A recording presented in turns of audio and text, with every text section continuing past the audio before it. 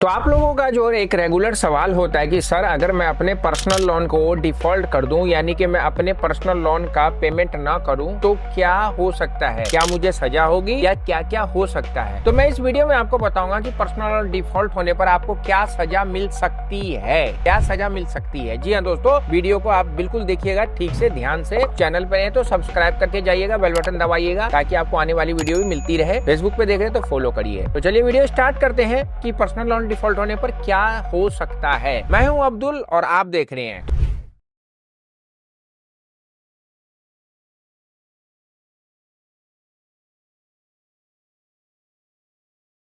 तो दोस्तों, क्या आपने पर्सनल लोन लिया है या क्रेडिट कार्ड का बिल लिया है। देखिए, क्रेडिट कार्ड जो एक अनसिक्योर्ड लोन होता है उसकी जो प्रॉब्लम होती है वो अलग लेवल की होती है, लेकिन दोस्तों पर्सनल लोन या बिजनेस लोन जो होता है ये एक अलग लेवल का लोन होता है जिसमें आपको ROI जो है ना 10.50 से बैंक दे देता है। क्रेडिट कार्ड का रेट ऑफ इंटरेस्ट 40% तक लगता है। इसमें प्रॉपर आपकी हर महीने EMI जाती है। तो अगर आपने लोन लिया, किसी कारणवश आपके साथ कुछ मिस हैपनिंग होगी, आपकी जॉब चलेगी, बिजनेस चौपट हो गया, आपने जिस काम के लिए पैसा लिया था वो किसी ने लेकर आपको बेवकूफ बना के ठग लिया, आप जुए सट्टे में पैसे हार गए पर्सनल लोन के, या फिर आपको किसी ने लगा दिया पैसा शेयर मार्केट में और वो पैसा भी आपका जीरो हो चुका है। अब आपका दिमाग काम नहीं कर रहा कि भाई मैं क्या करूं। तो दोस्तों, उसके लिए सेटलमेंट जो मैटर होता है, जो सेटलमेंट होता है बहुत ही अच्छा होता है। लेकिन सेटलमेंट से पहले क्या आपको बैंक सजा के तौर पर जेल करवा सकती है, ये सारे क्वेश्चन आप लोगों के दिमाग में होते हैं। तो दोस्तों, अगर आपने पर्सनल लोन को डिफॉल्ट किया तो क्या क्या हो सकता है,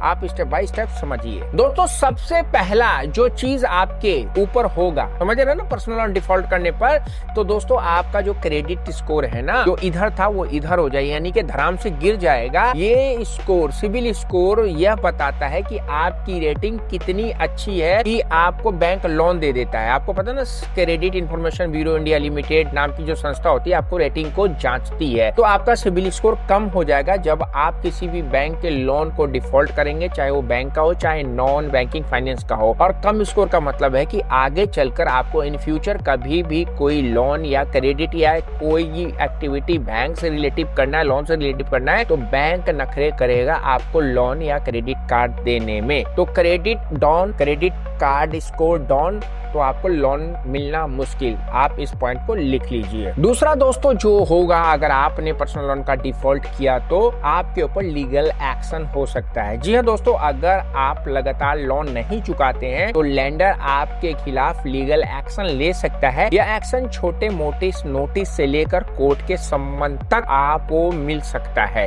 तो इसमें क्या होगा, लीगल नोटिस मिला, सम्मन मिला, तो आप लोगों को उस लीगल नोटिस का देना है जवाब। वो जवाब कैसे दिया जाता है मैं आपको आगे बताऊंगा। लेकिन लीगल नोटिस, कोर्ट केस आपके पास हो सकता है अगर आपने कुछ चीजें ऐसी कर दी जो कि आपको नहीं करना चाहिए था। कौन सी चीजें वो आगे आपको मैं बताता रहता हूँ। दोस्तों, संपत्ति होगा थर्ड पॉइंट। अगर आपने लोन लिया है और उसके अगेंस्ट आपने कोई संपत्ति गिरवी रख रखी है कोलेटरल के रूप में, तो लेंडर उस संपत्ति को जब्त करके नीलाम कर सकता है। ये ज्यादातर लोन अगेंस्ट प्रॉपर्टी के केस का मैटर है। पर्सनल लोन में भी अगर आपने सिक्योर्ड पर्सनल लोन ले रखा है, आपने कोई गिरवी दे रखी है, तो फिर आपका वो चीज जब्त हो सकता है और वो चीज को बैंक चाहे तो बेच भी सकता है। दोस्तों, अगला क्या हो सकता है अगर आप अपने पर्सनल लोन का पेमेंट नहीं करेंगे, तो दोस्तों कलेक्शन एजेंट अगर आपके पास आ रहे हैं तो आपको परेशान कर देंगे। घर पे आके, दुकान पे आके, ऑफिस में आके, शॉप पे आके, कॉल करके रिश्तेदारों को, आपको, बीवी को, बच्चों को।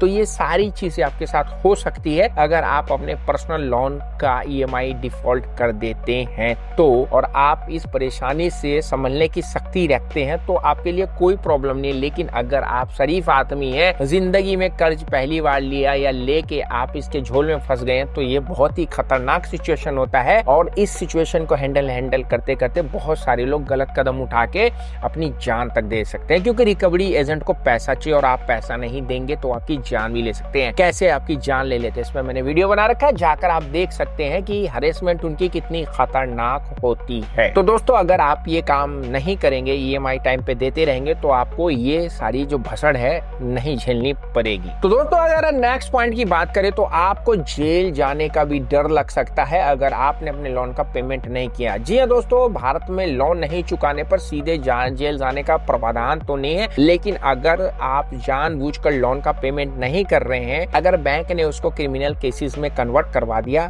तो आपको जेल भी हो सकती है। और क्रिमिनल केस कैसे बनता है आप लोगों को बता दूं, आप लोगों को साइकोलॉजी कॉल के माध्यम से बैंक हरेसमेंट करता है और आप भावनाओं में बह के गलत कदम उठा लेते हैं। कभी रिकवरी को पीट देते हैं, कभी उनकी पिटाई करके उनको मतलब अधमरा कर देते हैं, या कभी खाने में कुछ मिला देते हैं। बहुत सारे लोग ऐसा करते हैं। अगर जो लोग ऐसा करते हैं उनको जेल भी हो सकती है। तो आप लोग अगर पेमेंट नहीं कर रहे हैं तो वो अलग मैटर हो गया, लेकिन किसी मार पिटाई के इस चंगुल में नहीं फंसेगा, क्योंकि अगर आप ऐसा करेंगे तो भारतीय कानून के हिसाब से जेल के भागीदार भी हो सकते हैं। तो भाई बात होगी कि आप लोन नहीं चुका पा रहे तो क्या क्या होगा, वो तो मैंने बता दिया, लेकिन आप क्या क्या कर सकते हो अगर आप अपने लोन का पेमेंट नहीं कर रहे हो। तो अगर आप अपने लोन का पेमेंट नहीं कर रहे हो तो घबराओ मत, क्योंकि हिंदुस्तान में आप अकेले नहीं हो कि आप लोन के ट्रैप में फंस गए हो। लाखों हजारों लोग इस ट्रैप में फंसे हुए हैं, कभी कोविड के चक्कर में, कभी किसी न किसी चीज के चक्कर में। तो भाई यहाँ पे आपके पास बहुत बड़ा समाधान रिजर्व बैंक ऑफ इंडिया ने दिया है।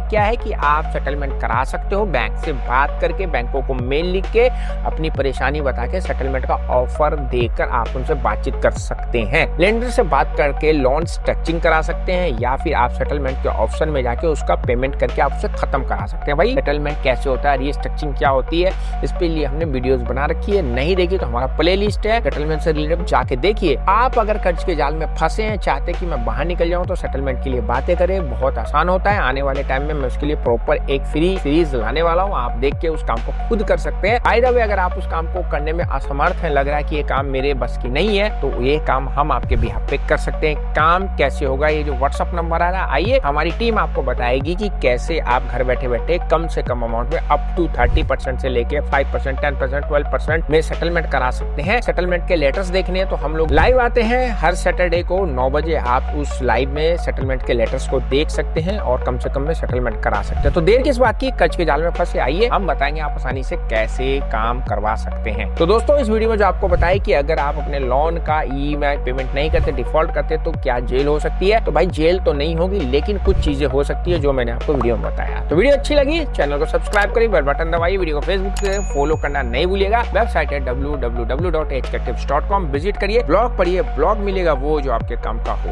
राकेश का ख्याल, सी यू।